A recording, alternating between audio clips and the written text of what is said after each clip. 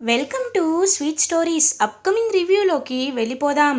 శకుంతల గంగే విశ్వనాథం కన్న కూతురు అనే అతిపెద్ద నిజం తెలుసుకొని ఇంటికి రీచ్ అవుతారు. కానీ ఆవిడ కాళ్ళు చేతులు వణుకుతూ ఉంటాయి.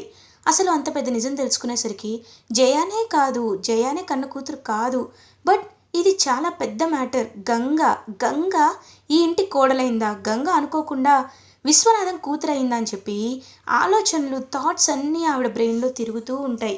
ఇంటికి రీచ్ అవగానే గడగడ వాటర్ తాగుతారు శకుంతల. ఇంకా అలా ఫాలో అయి వచ్చిన రుద్ర, గంగ వెంటనే రుద్ర అయితే శకుంతల దగ్గరికి వెళ్ళి, పెద్దమ్మ పెద్దమ్మ చనిపోయే ముందు స్కెచ్ ఆర్టిస్ట్ రామనాథం గారు మీకేదో చెప్పారు, అదేంటో చెప్పండి చెప్పండి అని అడుగుతాడు రుద్ర. ఇంక వెంటనే శకుంతలకి ఏం చెప్పాలో అర్థం కాదు, సైలెంట్గా ఉంటుంది. ఏంటి, ఏం చెప్పారు శకుంతల, ఇది చెప్పడానికి నువ్వెందుకంత కంగారు పడుతున్నావు అని అడుగుతారు విజయేంద్ర. ఏమండి ప్లీజ్ నన్నెవరు ఎవరు మాట్లాడించకండి అని అంటుంది. ఏ ఏమైంది శకుంతల, ఇప్పుడు నిన్ను రుద్ర ఏమడిగాడని ఎందుకంత కంగారు పడుతున్నావు అనేసరికి వెంటనే శకుంతల, ప్లీజ్ నాకు తెలిసిన నిజాన్ని ఇప్పటికే జీర్ణించుకోలేకపోతున్నాను, అలాంటిది ఇప్పుడు నన్ను డైరెక్ట్గా చెప్పమంటున్నారా మీరు, నేను నేను చెప్పలేను అని అంటారు. ఏంటో, నువ్వు నిజం చెప్పకపోతే నేను ఊరుకోను, చెప్పాల్సిందే అని విజయేంద్ర అడిగేసరికి చెప్తాను ఈ ఇంటికి సంబంధించిన విషయమే అది.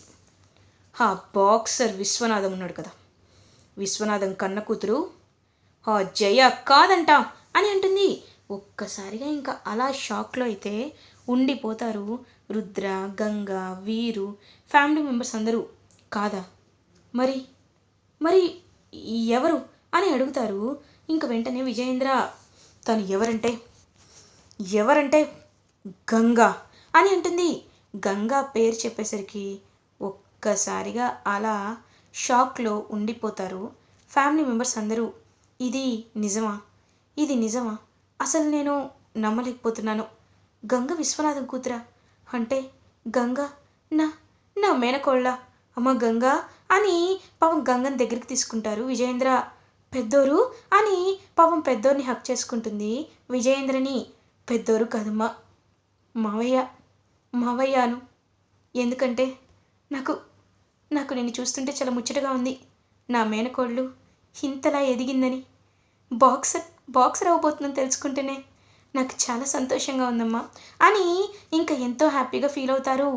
అంటే నాకు కాబోయే చిన్న కోపి ఎవరు మరి అని అడుగుతుంది ఇందుమతి. ఎవరు అంటే తను డమ్మీ అని అంటాడు రుద్ర. ఏంటి, నిజమా, తను డమ్మీయా అని అంటారు. అవును, తనని ఎవరో కావాలని ప్లాన్ చేసి ఇంటికి తీసుకొచ్చి పెట్టారు. కానీ ఈ విషయాన్ని మనం ఎలా చెప్పాలో కూడా నాకు అర్థం కావటం లేదు. ఎందుకంటే ఒకవేళ ఈ నిజాన్ని చెప్తే నిజంగా రుద్ర చెప్పినట్టే ఇప్పుడు విశ్వనాథం అర్థం చేసుకోగలరేరా, ఎందుకంటే ఈ నిజం తెలిస్తే అని సాక్ష్యం అడుగుతారు. బట్ సాక్ష్యం అడగాలి అనుకుంటే అక్కడ ఉండరు కదా, ఆయన రామనాథం గారు లేరు, ఎలా వస్తుంది సాక్ష్యం, హౌ హీ కెన్ ప్రూవ్. కాబట్టి ఇంకా ఏం చెప్పాలో అర్థం కాక అలా సైలెంట్గా ఉండిపోతారు. బట్ గంగే ఆయన కూతురని తెలుసుకొని ఇంక విజయేంద్ర చాలా హ్యాపీగా ఫీల్ అవుతూ, చూడమ్మా ఇప్పుడు కేవలం నువ్వు నీ భర్త పరువు మాత్రమే కాదు, మీ నాన్నగారి పరువుని కూడా నువ్వు ఖచ్చితంగా నిలబెట్టి తీరాలి అని చెప్పి చాలా అంటే చాలా స్ట్రాంగ్గా చెప్తారు విజయేంద్ర. ఇంకా గంగ తన రూమ్లోకి వచ్చి చాలా బాధపడుతూ ఉంటే రుద్ర గంగ దగ్గరికి వస్తారు. గంగ ఏమైందని అంటారు. నిజంగా ఇది నేను నమ్మలేకపోతున్నాను సార్, నేను ఆయన కూతురుని అవడం ఏంటి, అలాంటప్పుడు ఈ నిజాన్ని ఎందుకు సార్, ఆయన ఆయన నన్ను ఎందుకు వదిలేశారు, నాకేమీ అర్థం కావటం లేదు సార్. ఇంకొకటి కూడా నేను తెలుసుకోవాలనుకుంటున్నాను, ఒకసారి మా నాన్నగారిని నేను నేను చూడాలనుకుంటున్నాను అని అంటుంది. గంగా, నువ్వు ఇప్పుడే వెళ్తే కరెక్ట్ కాదు, ఆయనకి డౌట్ వస్తుంది, ఆయనకి డౌట్ రాకూడదు. ఆయనకి నిజం ప్యూర్గా తెలిసేంత వరకు, అంటే ఆయన మనం ప్రూఫ్ సంపాదించే వరకు ఆయనకి నిజం తెలియకూడదు, అర్థమైంది కదా అని చెప్పి ఇంకా అలా గంగని కంట్రోల్ చేస్తారు. ఇది ఇలా ఉండగా మార్నింగ్ అవుతుంది. గంగ హ్యాపీగా పాపం ఇంటికి రీచ్ అవుతుంది. ఇంకా వెంటనే విశ్వనాథన్ని చూడగానే గంగకైతే ఎప్పుడు లేని ఎమోషన్, అంటే ఇన్ని రోజులు జస్ట్ ఆయన ఒక నార్మల్ ఒక కోచ్ లాగే అనుకుంది. But now he is her father. కాబట్టి ఆ ఎమోషన్ని చూపిస్తూ తన కళ్ళల్లో చాలా ప్రేమని చూపిస్తుంది పాపం తనైతే గంగ. ఇంకా గంగ వైపు చూస్తూ ఉంటారు విశ్వనాథం. గంగ, ఏమైంది? ఎందుకు ఇలా ఉన్నావు? నేనెప్పుడు నిన్నిలా చూడలేదే అని అంటారు. వెంటనే ఇంకా అలా "ఆ, ఏం లేదు సార్, ఏం లేదు. మీరు మిమ్మల్ని ఒకసారి మీ ఆశీర్వాదం తీసుకొచ్చా సార్" అని అంటుంది. ఏంటి ఆశీర్వాదమా? ఏంటి కొత్తగా మాట్లాడుతున్నావు గంగా అని అంటారు. ఎందుకో మీ ఆశీర్వాదం తీసుకోవాలనిపిస్తుంది సార్ అని అంటుంది. ఇంకా ఆశీర్వాదం తీసుకుంటాను అనగానే అలా గంగా వైపు చూస్తూ ఉంటారనమాట విశ్వనాథం. చూస్తూ ఇంకా గంగనే చూస్తూ ఉంటారు. నిజంగా గంగ నా కాళ్ళు ముట్టుకుంటే ఎందుకు నాకు ఒక కూతురి భావన వస్తుంది. గంగని ఇప్పటి వరకు నేను ఇలా చూడలేదే అని ఇంకా అలా తను కూడా టచ్కి, అంటే వాళ్ళ కన్ను కూతురే కాబట్టి ఆయన కూడా అలా షాక్లో అయితే ఉండిపోతూ ఉంటాడు.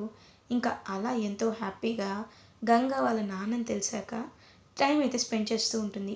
ఇది ఇలా ఉండగా వీరు చాలా అంటే చాలా ఇరిటేటింగ్గా ఫీల్ అవుతాడు. ఛీ, ఇలా జరుగుతుందని అస్సలు అనుకోలేదు. ఇప్పుడు ఆ జయ గురించి ఇంట్లో వాళ్ళందరికీ తెలిసిపోయింది. కానీ వాళ్ళెవరూ నోరు విప్పలేరు. ఎందుకంటే సాక్ష్యం లేదు కాబట్టి. ఆ సాక్ష్యాన్ని మనం నాశనం చేశాం కాబట్టి అని అంటారు. కరెక్టే బ్రో, కానీ వాళ్ళకి ఇంకా ఏ దారి కనిపించదంటారా? ఖచ్చితంగా కనిపిస్తుంది కదా అని అంటుంది. కనిపిస్తుంది, కానీ ఆ కనిపించే లోపే మనం అడ్డుగోడగా నిలవాలి. మనం ఎలా అయినా వాళ్ళని అడ్డుకోవాలి. అది ఎలానో ఆలోచిస్తున్నాను అనేలోపు కరెక్ట్గా రుద్ర ఏమో ఆలోచనగా వచ్చేస్తుంది. రంగా, బావా ఏంటేదో ఆలోచిస్తున్నావు అని అడుగుతారు. ఏం లేదు రంగా, ప్రూఫ్ దొరికే ఛాన్స్ ఆలోచన వచ్చింది అని అంటారు. అవునా, ఎలా బావా అని అడుగుతారు. చూడు అని ఒక థాట్ అయితే చెప్తారనమాట. ఇంక చెప్పగానే సూపర్ బావా, అయితే ఇప్పుడే నేను వాళ్ళకి కాల్ చేస్తానని చెప్పి వెంటనే కాల్ అయితే చేస్తాడు.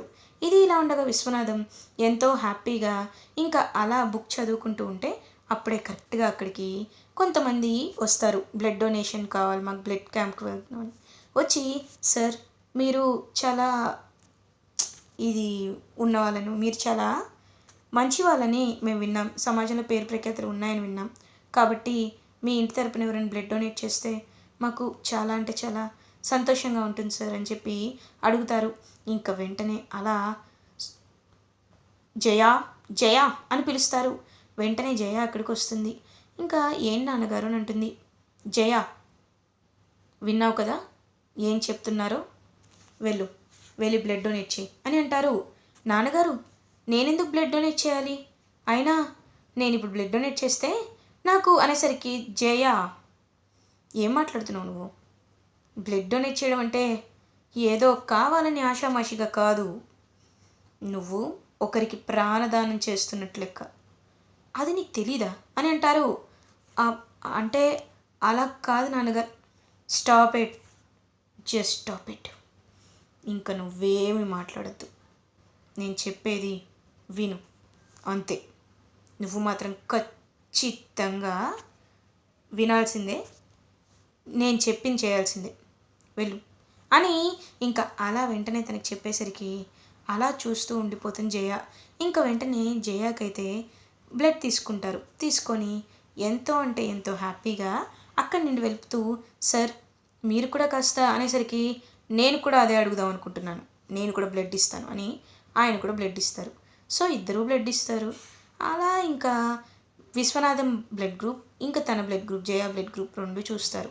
రెండు చూసుకొని and they will get DNA ఎలా తీసుకోవాలని చెప్పి ఇంకా ఇటువైపు ఏమో తన డిఎన్ఏ కూడా తీసుకుంటారు. లైక్ గంగాది కూడా బ్లడ్ గ్రూప్. ఇప్పుడు గంగా బ్లడ్ని తన బ్లడ్ని మ్యాచ్ చేసి చూస్తున్నాం. ఇది కరెక్ట్.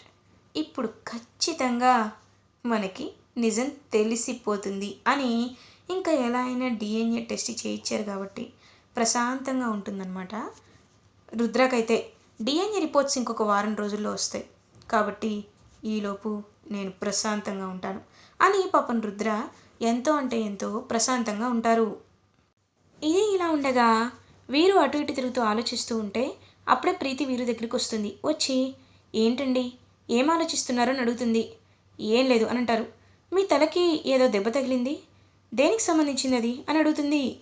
"ఆ, వస్తుంటే చిన్న యాక్సిడెంట్ అయింది అని అంటారు. మీరు ఎప్పుడు సేఫ్గానే ఉంటారు, అలాంటిది మీకు యాక్సిడెంట్ అవ్వడం ఏంటి? చూడండి, నా మనసు ఎందుకో చెప్తుంది మీరు ఏదో ఏదో తప్పు దారిలో వెళ్తున్నారని. ప్లీజ్, ఇంకొద్ది రోజుల్లో మన బిడ్డ ఈ ప్రపంచంలోకి రాబోతున్నాడు. తన తండ్రి అంటే, తన నాన్న అంటే సమాజంలో చాలా గొప్ప పేరున్న వ్యక్తి అని చెప్పుకోవాలి, కానీ మీ నాన్న మంచివాడు కాదు అనే మాట వాడికి రానివ్వకండి.